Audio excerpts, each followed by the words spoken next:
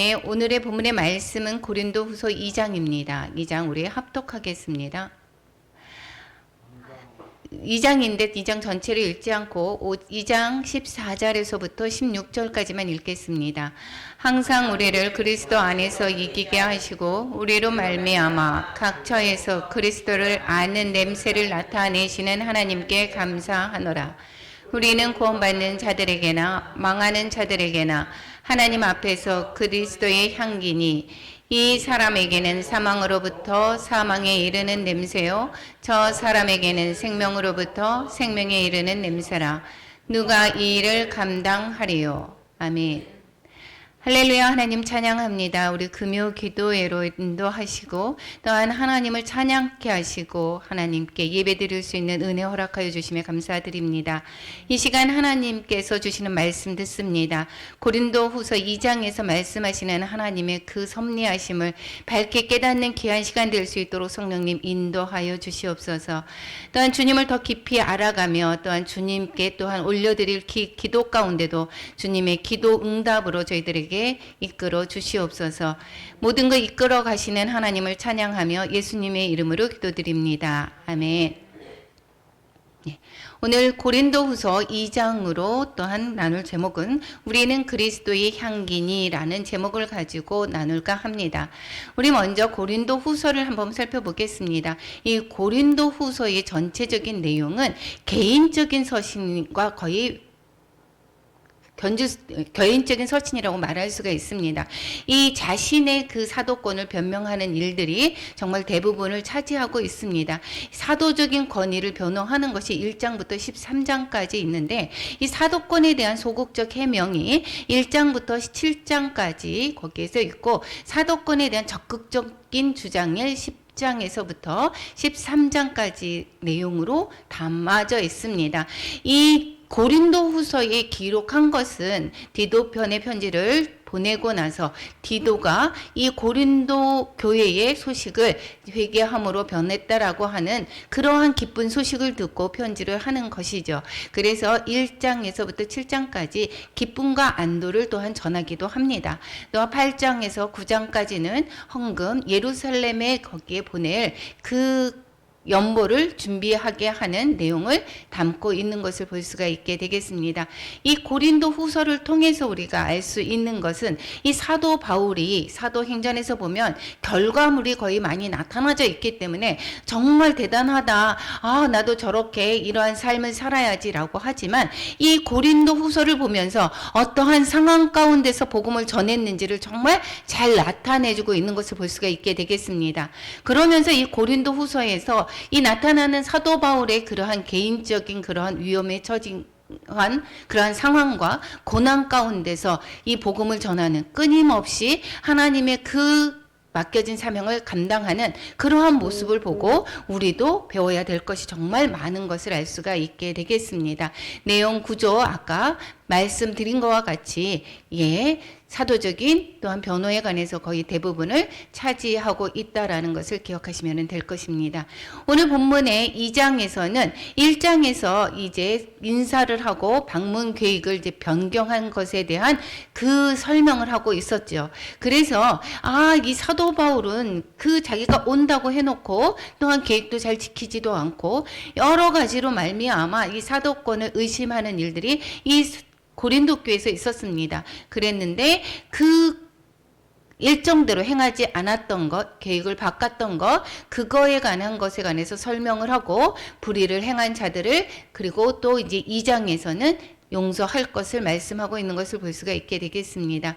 1절부터 11절까지는 이 바울이 자신이 보낸 그 책망을 받게 될 것을 이제 염려했습니다. 자신이 보낸 그 책망을 이 디도편에 보냈었죠. 그것을 염려했었습니다. 그런데 디도가 와서 전해준 소식은 그들이 그 잘못을 뉘우치고 문제를 잘 일으킨 자들을 엄벌한다는 디도의 소식을 듣게 됩니다. 그러면서 안심하면서 1절부터 11절까지 그 내용을 담고 있고 안심하면서 그리고 자신의 사도권을 12절부터 17절까지 변명하는 내용으로 담고 있습니다. 2장 1절에서부터 한번 살펴보겠습니다. 1절에 내가 다시는 너희에게 근심 중에 나아가지 아니하기로 스스로 결심하였노니 이렇게 시작을 하고 있죠. 여기에서 보면 고린도 교회를 가게 된 것이 여기 사도행전에서 보면 전도할 때 2차 전도 여행에서 고린도 교회를 개척을 하게 되죠. 1년 6개월에 걸쳐서 개척을 하게 됩니다. 여기에서 그런데 근심 중에 나아가지 아니하기로 스스로 결심하였다니 이렇게 얘기한 것으로 봤을 때 근심 중에 나아갔던 그런 문제로 인하여서 나아갔던 계기가 있었구나를 알 수가 있게 되겠죠. 2장 1절을 근거로 해서 이 사도 바울이 이 에베소에서 그 두란노 신학교를 하고 있는 사이에 고린도의 문제로 인하여서 한번 다녀갔던 것을 우리가 알 수가 있게 되겠습니다. 고린도 12장 14절에서도 세 번째 너희에게 가기를 준비하였으나 이렇게 시작을 하는 것을 봐서 첫 번째 개척했을 때 말고 두 번째 다녀왔던 계기가 있었음을 알 수가 있게 되겠지요. 그리고 두 번째 대면했을 때와 같이 이미 말하였거니와 지금 떠나 있으나 두 번째 대면하였을 때와 같이 두 번째 대면했던 그러한 시간이 있었구나라는 것을 짐작할 수가 있게 되겠습니다.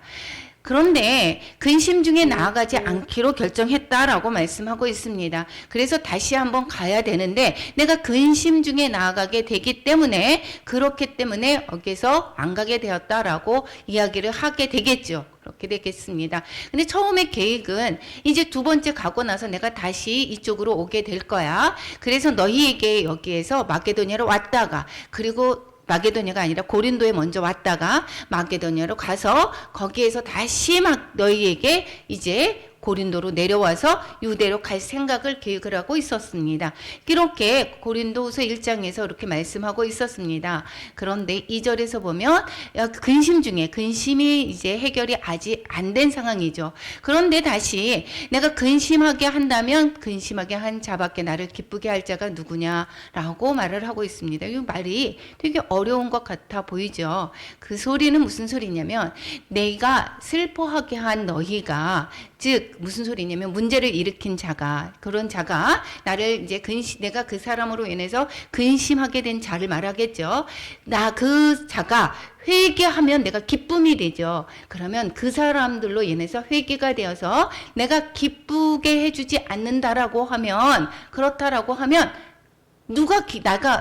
나를 기쁘게 할 사람이 어디 있겠느냐라고 하는 물음인 것입니다. 그러니까 그 문제를 일으킨 자들이 회개함으로 말미암아 기쁘게 할 수 있는데 그렇게 하지 않는다라면 나를 기쁘게 할 사람이 없다라고 말씀을 하고 있는 것입니다. 그러니까 고린도 교회의 교인들의 반성과 회개를 이야기를 하는 거가 되겠죠. 2절에서 그렇게 말씀을 하고 있습니다. 그리고 내가 이같이 쓴 것은 편지의 서신의 목적을 씁니다. 먼저 몸으로 가서 너희들에게 근심 중에 가서 그들을 어떻게 해야 되겠습니까? 책망을 하고 아니면 거기에서 징계를 했을 것입니다. 그런데 가서 바로 징계를 하게 되면 그러면 어떻게 됩니까? 그들이 돌아올 계기를 그런 박탈을 하게 되는 계기가 되겠음으로 말미암아 가지는 것을 안 가고 편지를 쓰게 되는 것입니다. 그래서 내가 이같이 쓴 것은 내가 갈 때에 마땅히 나를 기쁘게 할 자로부터 즉 문제를 일으켜서 회개할 그 자로부터 오히려 근심을 얻을까 염려하며 즉 회개의 기회를 주지 않게 되고 오히려 징계를 함으로 말미암아 근심을 그들이 당하게 될까봐 염려한다라는 이야기입니다. 그래서 나의 기쁨이 너희 모두의 기쁨인 줄 확신하노라. 내가 안 가서 그들이 회개해서 돌아올 계기를 주는 그러한 기쁨을 갖는 그것이 너희 또한 기쁨이 되는 줄 알 거다라는 이야기를 하고 있습니다. 따라서 방문 대신에 서신을 이래서 보낸다라고 하는 것입니다. 그래서 기쁨이 배가 되게 하기 위해서 서신을 보내는 것이고 두 번째는 내가 정말 그 일로 인하여서 그 문제를 일으킨 사람으로 인하여서 내가 많은 눈물로 너희에게 눈물로 쓴다라고 이야기를 하고 있죠. 그런데 여기에서 근심하게 하려고 쓴 것이 아니라 뭐라고 합니까? 너희를 향하여 넘치는 사랑 때문에 내가 이렇게 하는 것이다 라고 이야기를 하고 있습니다. 즉 그만큼 고린도 교회를 얼마나 사랑하는지를 모릅니다. 이 사도 바울이 예전의 성품으로 본다라고 하면 어떻습니까? 바로 불같은 성격이죠. 그래서 당장 가서 징계를 하고 처리했을 것입니다. 그러한 성격을 본인도 알고 그렇기 때문에 가서 직면하여서 그 사람들을 다루기보다는, 그래서 많은 사람들이 근심케 되는 그러한 경우를 낳기보다는 서신으로 인하여서 보내면서, 그리고 그 서신을 받고 그들이 회개할 기회를 줌으로 말미암아 모두가 기쁨으로 변하게 될 수 있는 기회를 갖기를 바란다라고 하면서 이 편지를 쓰게 되는 것입니다. 그래서 이제 이 근심한 자가 그 기쁨으로 너희도 알게 하려 함이다라고 말씀을 하고 5절에서 이야기를 하게 됩니다. 5절 우리 같이 한번 읽어보겠습니다. 근심하게 한 자가 있었을지라도 나를 근심하게 한 것이 아니요 어느 정도 너희 모두를 근심하게 한 것이니, 어느 정도라 하면 내가 너무 지나치게 말하지 아니하려 함이라. 예.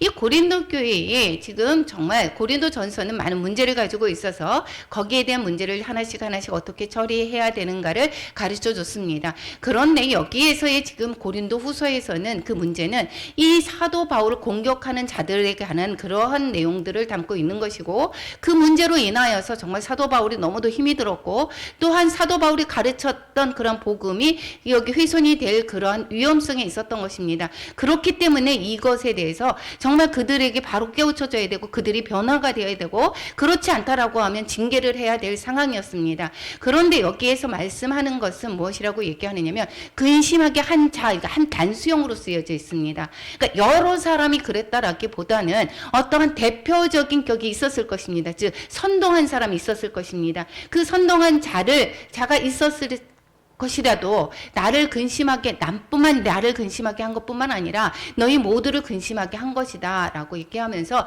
그것이 정말 지나치지 않게 말하려 한다라고 하면서 어느 정도라고 말한 것이다 라고 얘기를 하고 있습니다. 그러니까 그 사람으로 인하여서 정말 큰 문제가 있었다라는 것을 볼 수가 있게 되겠죠. 그래서 5절부터 11절, 즉 그 근심하게 한 자를 어떻게 처리해야 되는지를, 그 문제를 가지고 다루고 있습니다.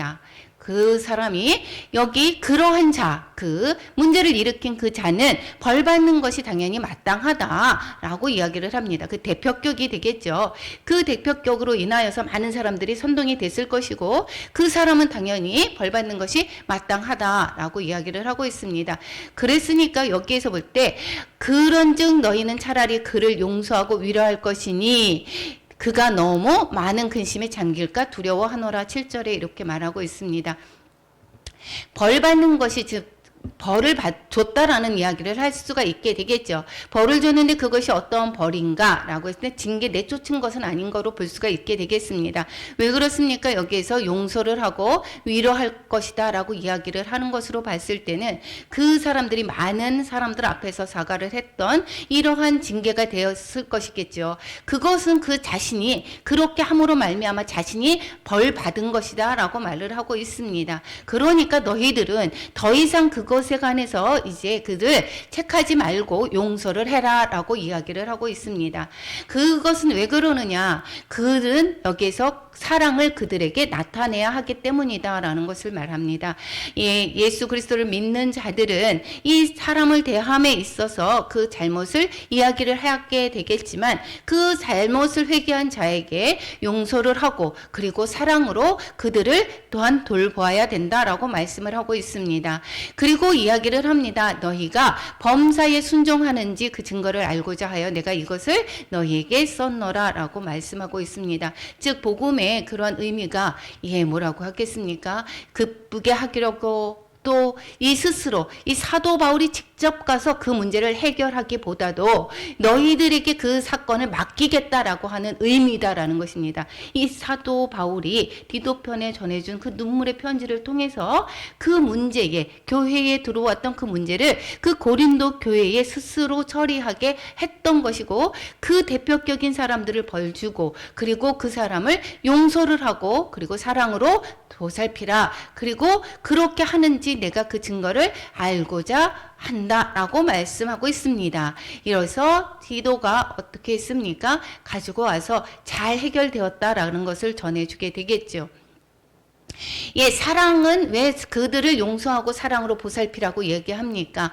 예, 사랑은 율법을 온전히 이루게 하는 것이기 때문인 것입니다. 내 온 율법은 내 이웃 사랑하기를 내 자신같이 하라 하신 말씀에서 이루어졌나니 우리는 나에게 잘한 사람만 사랑하는 것이 아닙니다. 예수 그리스도 안에서는 나에게 그 나 외에 나한테 잘해줘서 하는 것은 세상 사람들도 하는 그러한 것입니다. 우리는 그 사람이 어떠한 어떠하건 간에 사랑으로 우리는 본을 보여야 될 것입니다. 그래서 사랑은 이웃에게 악을 행하지 아니하나니 그러므로 사랑은 율법의 완성이다라고 이야기를 하면서 그 교회의 분란을 일으켰던 그 자까지도 사랑하라라고 말씀을 전하고 있습니다. 10절에서 말씀하고 있습니다. 고린도 교회에서 이제 스스로 처리하라고 얘기를 했었던 것이고 고린도 교회에서 스스로 잘 처리했던 것을 볼 수가 있게 되겠죠. 그리고 거기에서 너희들이 그를 용서를 하면 나 또한 이것이 사도 바울에 대한 그 반란이었었지 않았습니까? 사도 바울에 관한 그러한 일들로 인해서 나타난 것이지만 너희가 그를 용서를 하게 되면 나 또한 그를 용서하겠다. 이 모든 것을 너희에게 맡겼다라고 이야기를 하고 있습니다. 그리고 내가 만약에 용서를 한다라면 그를 용서를 하는 것은 너희를 위해서 용서를 하는 것이다. 너희를 위해서 또한 그리스도 앞에서 한 것이다 라고 말씀하고 있습니다. 용서함으로 말미암아 이것은 왜 그렇게 해야 되는가? 사탄에게 속지 않게 하려 합니다라고 말씀하고 있습니다. 즉 우리는 용서하지 않는 것은 분열케 하는 거죠. 이 사단의 그 술책은 무엇입니까? 교회를 분열시킵니다. 용서해서 하나로 묶어주고 사랑으로 하나가 되게 하는 것이 아니라 이 사단의 계책은 여기에서 분열케 하는 것이 사단의 계책입니다. 그러므로 말미암아 어떠한 교회에 문제가 생겼습니다. 그런 그 사람을 사랑으로 감싸 안아서 하나가 되게 하는 것이 사단에게 속지 않게 하는 것입니다. 그를 징계해서 내쫓았거나 그를 사랑하지 않고 용서하지 않고 내버렸다라고 하면 그는 어떻게 했습니까? 그는 교회를 탈퇴할 것이고 믿음을 잃어버릴 수가 있는 그러한 계기가 될 수 있습니다. 그렇기 때문에 이것은 사단의 그러한 자녀로 내어주는 꼴이 되는 것이죠. 그렇기 때문에 우리는 이 문제를 다루는 면에서 어떻게 해야 되는가, 어떠한 그 하나님의 그 사람들을 어떻게 우리는 이끌어야 하는가를 오늘 본문에서 잘 가르쳐주고 있습니다. 어떻게 하라고 얘기합니까? 그를 용서를 하고 그리고 사랑으로 품어주라라고 말씀을 하고 있습니다. 이렇게 말씀을 하고 나서 자신의 행동에 대한 변호를 마치고 이제 마게도냐 여행에 대한 그러한 그 일들을 언급을 하고 있습니다. 처음에 마게도냐 땅에 가기 전에 어디를 먼저 가려고 했다고 했겠습니까? 고린도 교회에 가려고 했다가 마게도냐를 올라가서 다시 내려와서 고린도에서 유대로 가려고 계획을 하고 있었다라고 했습니다. 그런데 그 문제에 다시 가서 사도 바울이 거기에서 7일을 하지 않고 다시 가서 7일을 하지 않고 눈물로 쓴 편지를 디도편에 보내서 고린도 교회에서 자체적으로 그 사람을 벌을 주고 그리고 용서하고 사랑하기를 바랬다라고 이야기를 하고 있죠. 그런데 이 사도 바울이 보냈던 디도가 오지를 않습니다. 그래서 이 마음이 정말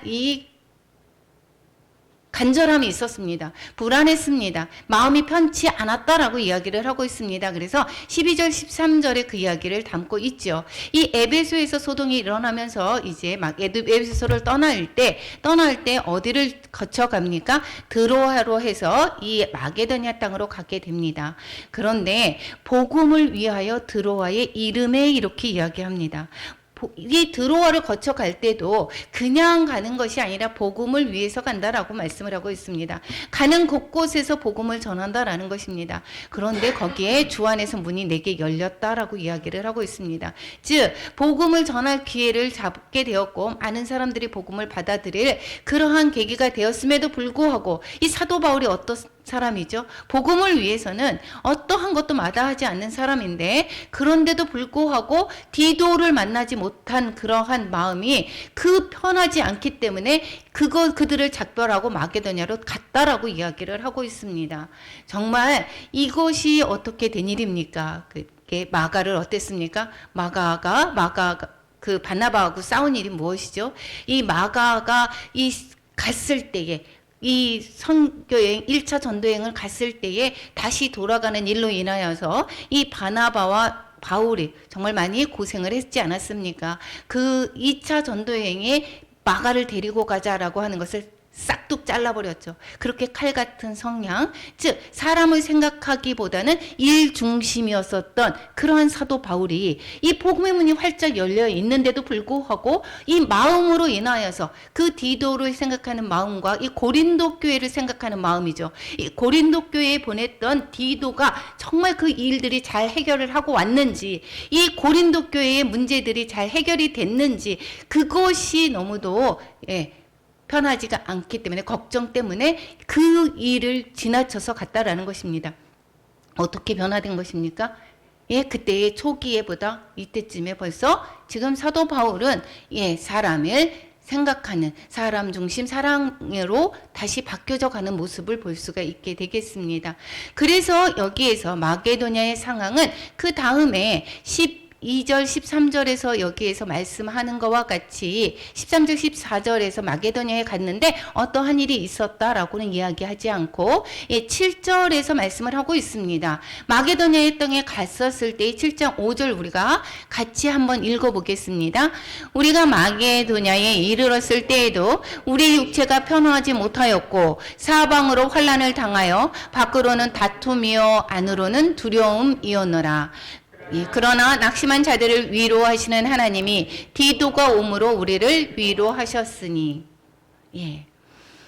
이 마게도냐에 가서 여기에서 바로 디도를 만났다라고 얘기를 지금 2장에서는 그렇게 얘기했지만, 마게도냐에 갔을 때도 어땠다라는 것입니까? 디도가 오기 전까지 정말 육체가 편하지 않았다라고 얘기합니다. 사방으로 환난을 당했다라고 이야기를 하고 있습니다.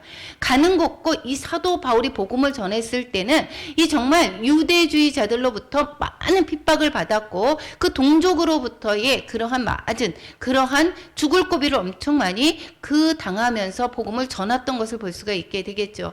그래서 여기에서 사방으로 환난을 당하고 밖으로는 또 다툼이 있었고 안으로는 또 두려움이 있었다라고 이야기를 하고 있습니다. 그런데 디도가 옴으로 말미암아 우리가 위로를 받았다라고 이야기를 하고 있습니다.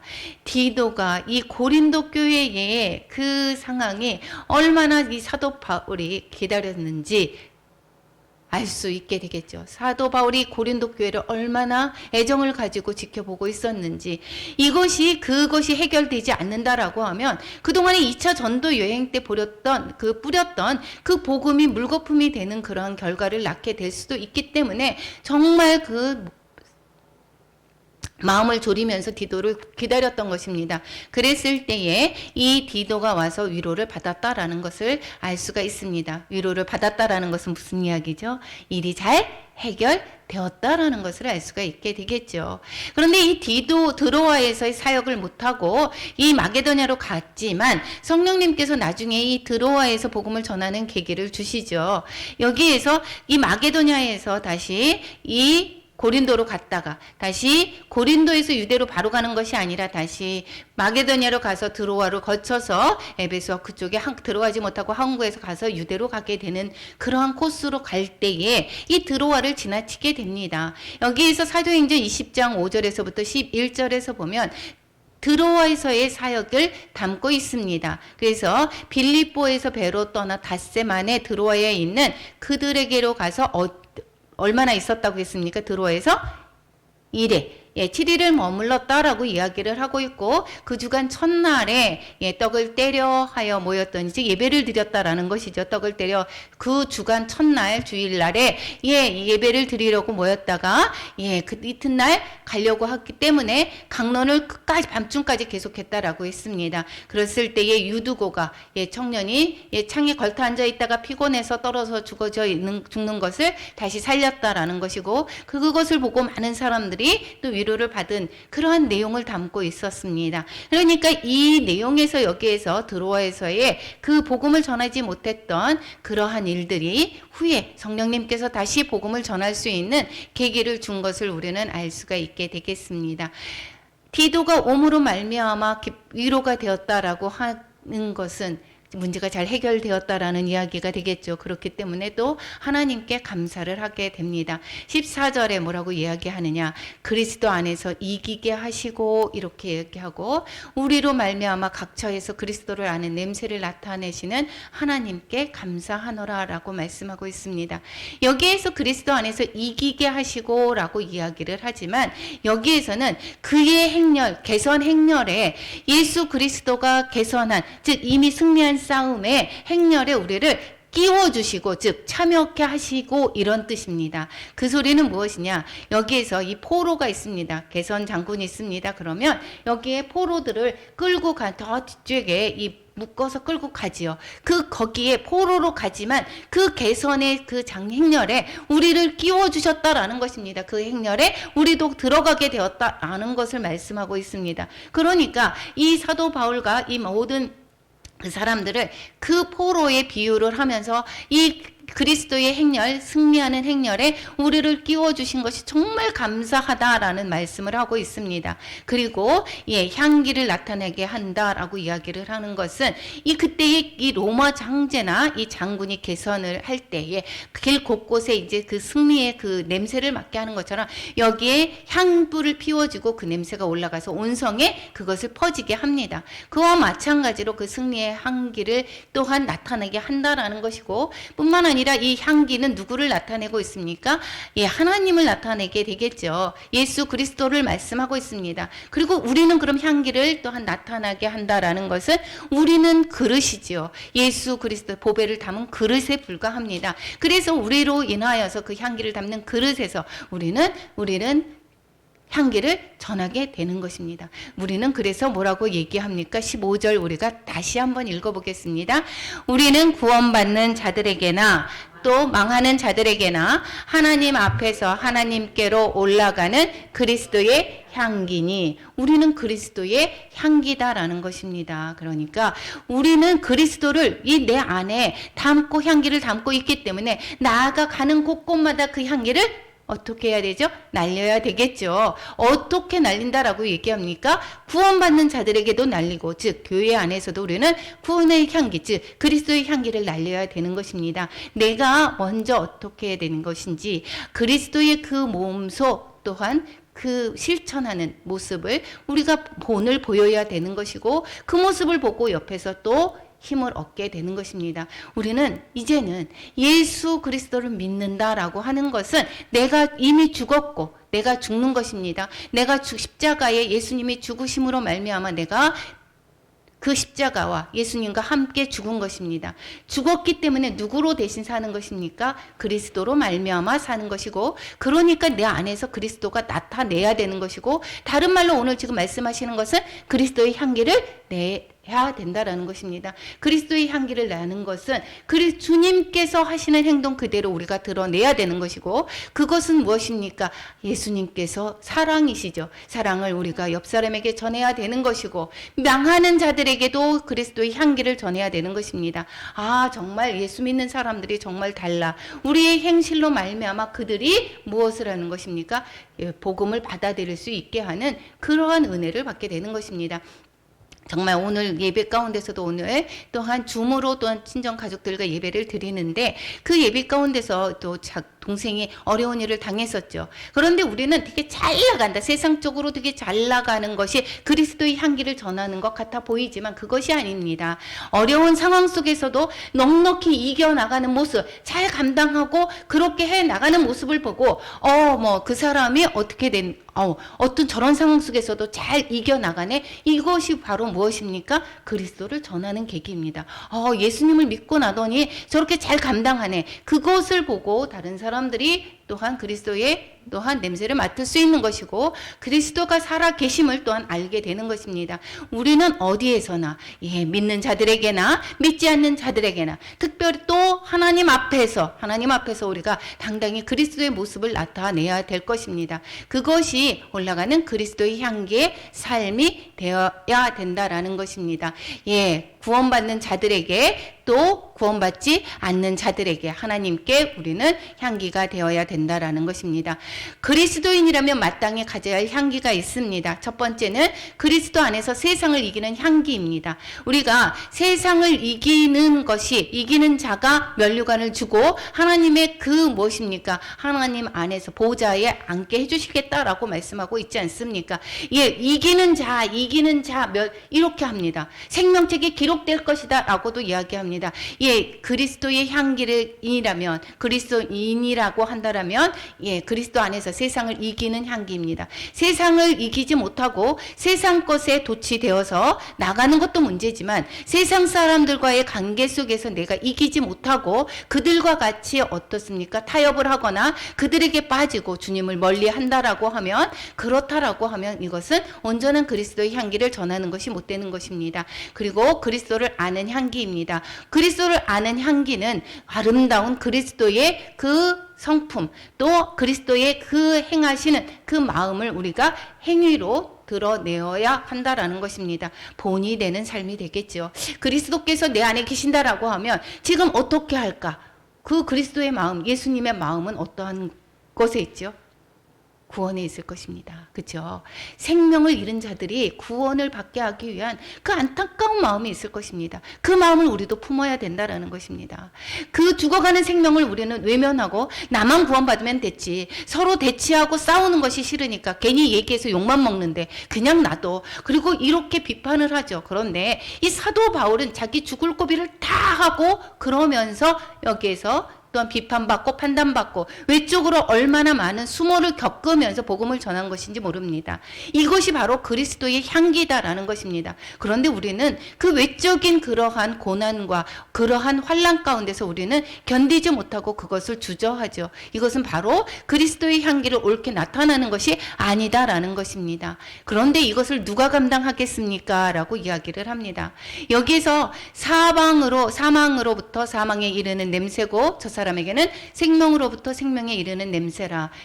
복음을 전했을 때 받아들이는 자는 생명에 이르는 냄새를 맡게 되는 것일 것이고 믿지 않는 자들에게는 그러한 사망에 이르는 냄새가 될 것이다 라는 것입니다. 그런데 이렇게 복음을 전하면서 이 모든 것을 누가 감당할 수 있겠는가? 그것은 내가 하는 것이 아니라 이 인간적인 자격이나 능력으로 하는 것이 아니라 하나님의 은혜와 인도하심으로만 할 수가 있다라는 것이고 이 사도 바울은 철저하게 그래서 성령의 인도함을 받고 나아가는 것을 볼 수가 있게 되겠죠. 자신의 계획과 자신의 그러한 판단에서가 아니라 모든 것을 주님의 인도하심에 따랐던 것을 볼 수가 있게 되겠습니다. 그것에 대한 답변이 3장 5절에서 이렇게 이야기하고 있습니다. 우리 함께 읽겠습니다. 우리가 무슨 일이든지 우리에게 난 것 같이 스스로 만족할 것이 아니니 우리의 만족은 오직 하나님으로부터 나느니라. 어디로부터 나는다라고 얘기합니까? 하나님으로부터 난다라고 말씀을 하고 있습니다. 그러면서 마지막 절에 자신의 이 순수한 동기를 설명해 주고 있습니다. 입증하고 있습니다. 여기에서 수많은 사람들처럼 이렇게 이야기하죠. 즉 바울을 공격하는 사람들이 얼마나 된다고요? 수많은 사람들이라고 표현을 하고 있습니다. 이 고린도 교회뿐만 아니라 이 마게도냐 등 가는 곳곳마다 이 사도 바울을 대적하는 자가 정말 많이 있었습니다. 그런데 이 특별히 고린도 교회가 정말 많이 있었고 그리고 복음을 전했던 것이 정말 그 무효가 될 그러한 상황 가운데 있었던 그러한 위기의 순간이었었죠.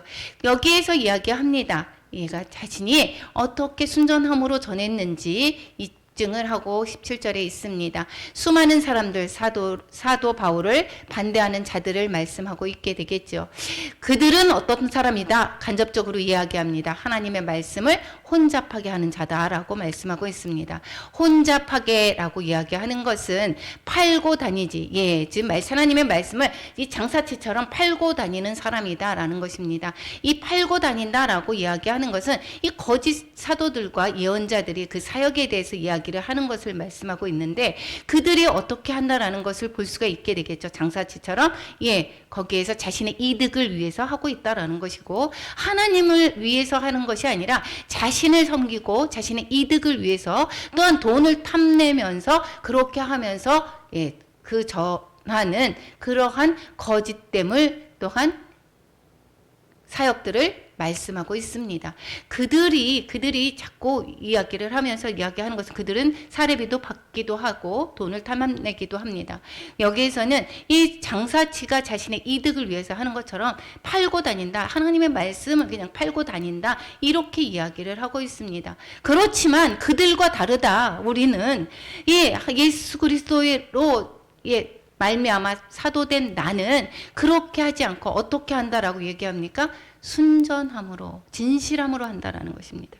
진실함으로 하나님께 받은 것 같이 내가 내 자유로 하는 것이 아니라 하나님께 받은 것 같이 그리고 하나님 앞에서 하는 것처럼 하나님 앞에서는 어떻게 하는 모습이겠습니까? 거짓이 없고 정말 하나님 앞에서의 그러한 모습 심판받을 자에게 앞에서 하는 그러한 모습은 어떻습니까? 내가 온전한 하나님의 그 진실함, 하나님의 그 원하시는 그 말씀 그대로를 전하는 거와 마찬가지로 전한다라고 이야기를 하는 거죠. 그리고 그리스도 안에서 그리스도 안에서 한다라는 것입니다. 예수 그리스도의 복음으로 말미암아 하나님과 화목하게 된 그 모든 복음들을 그리스도 안에서 내 자유로 하는 것이 아니다라는 것을 변명하고 있습니다. 자신의 순전한 그러한 마음의 동기를 다시 한번 꼬집고 있습니다. 이 고린도 교회가 얼마나 사도 바울을 마음을 아프게 했으면 이렇게 몇 번씩이나 이렇게 이것을 다루어야 되는지 정말 안타까운 일이죠. 정말 이 사도 바울은 우리의 마음 같아서는 어떻게 했을까요? 그냥 그만두고 싶다라는 마음이 있지 않을까요? 그 상황 속에서도 바로 잡아가고 그리고 그것을 위해서 그들을 위해서 정말 목숨을 아끼지 아니하면서 사랑으로 그들을 대하는 것을 볼 수가 있게 되겠습니다. 베드로 전서에서도 이렇게 이야기합니다. 우리 함께 5장 2절 같이 읽겠습니다. 너희 중에 있는 하나님의 양무리를 치되 억지로 하지 말고 하나님의 뜻을 따라 자원함으로 하며 더러운 이득을 위하여 하지 말고 기꺼이 하며 우리가 양무리를 치는데 억지로 하는 것이 아닙니다. 그리고 하나님의 뜻대로 하는 것입니다. 우리가 이 자리에 부족한 저가 이렇게 쓸 수 있는 것도 하나님의 뜻을 따라서 그렇게 자원함으로 말미암아 하는 것이죠. 순종한다라는 것입니다. 예전에 같았으면 내 뜻대로 하고 싶지 않아라고 하는 것 있을 수 있었겠지만 정말 하나님을 알아감으로 말미암아 이제는 내가 내 육신을 위해서 사는 것이 아니라 하나님의 기쁨이 되는 삶을 살기를 원하며 그러한 삶을 살기를 원하는 자는 어떻습니까? 하나님의 뜻을 따라 행하게 되는 것이고 또한 자원하는 그러한 순종하는 마음으로 쓰게 되는 것입니다. 자신의 이득을 위해서 하는 것이 아니고 순전한 하나님의 그 기쁨 위해서 하는 것입니다. 그런데 우리는 지금 많은 그러한 교회가 잘못 가고 있는 경우가 정말 많이 있죠. 우리가 교회에서 거기에서 큰 교회, 대형 교회에서 어떠한 그 교회의 그 명성을 위해서 쫓아가며 돈을 사례를 위해서 쫓아가고 그리고 내 실리를 위해서 어느 곳은 거부하고 내가 원하는 그러한 곳으로 가기를 원하고 이 하나님의 뜻이라기보다는 순종이라기보다는 이 세상적인 원리에 따라서 이 직업에 그 목회를 하는 그런 사람들도 정말 많이 있는 것을 볼 수가 있게 되겠습니다. 이것이 오늘 고린도 후서에서 가르쳐 주고 있습니다. 어떠한 마음으로 해야 되는가? 어떠한 마음으로 성도들을 또한 용서를 하고 사랑을 해야 되는가? 이러한 것을 오늘 고린도후서 2장에서 말씀해 주고 있는 것을 볼 수가 있게 되겠습니다. 그러면 우리의 삶 가운데 오늘 본문을 통해서 적용해야 될 것은 과연 무엇인가 한번 살펴보겠습니다. 우리의 삶의 신실함의 증인이, 우리 삶의 그 신실함의 증인이 누가 되기를 원합니까? 예, 하나님이 되시고, 그리고 용서와 화해의 증인이, 용서하고 화해하고 이것이 증인이 그리스도가 되는 삶을 살자라는 것입니다. 이것은 성령의 인도하심으로 말미암아 할 수가 있는 것입니다. 우리는 이 세상의 삶이 전부가 아니죠. 이 세상은 잠깐 있는 것입니다. 육신의 장막을 벗고 나면, 그러면 내가 이 덧입혀진 하늘의 영광의 그 집에, 거기에서 거하게 될 것입니다. 그렇게 되면 우리는 영원한 삶을 살게 되는 것이죠. 그래서 그러한 것을 우리는 소망을 바라보고 살기 때문에 이 현세의 그 외적인 것에 거기에서 중요하게 생각하지 않고 우리가 보이지 않는 것을 바라며 사는 것입니다. 그렇기 때문에 이 사람 한 사람 한 사람 이 관계 속에서도 하나님과 화목하게 되고, 하나님께서 그분을 어떻게 생각하는지에 따라서 우리가 행동을 해야 될 것입니다. 뿐만 아니라 내가 나를 이기시어 그리스도의 개선 행렬에 끼워주신 하나님께 감사하자라는 것입니다. 우리가 구원의 복음을 받았습니다. 그래서 우리가 예수 그리스도가 이기신 그 싸움 안에, 개선한 안에 우리가 끼어서 들어가서 할 수 있다라고 하는 게 그게 얼마나 큰 감사인지 모릅니다. 그러한 자는 어떤 삶을 살아야 되는 것입니까? 그리스도의 향기를 풍기는 삶을 살아야 될 것입니다. 그래서 우리의 모든 삶은 우리를 그리스도의 향기를 풍기며 우리로 하여금 통하여서 많은 사람들이 구원에 이르는 그러한 우리 통로가 되기를 축원합니다.